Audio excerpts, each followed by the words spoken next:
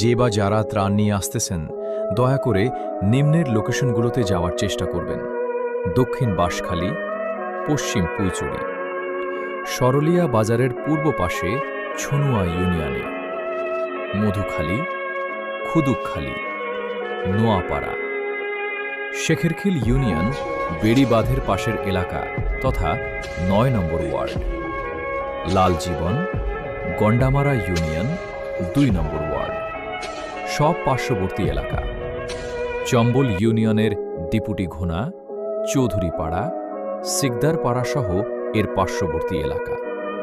এইসব এলাকায় শুকনো খাবার ও পানীয় প্লাস মেডিসিনের খুব অভাব। এখনো এমন পরিবার আছে ৩ দিন না খেয়ে আছে।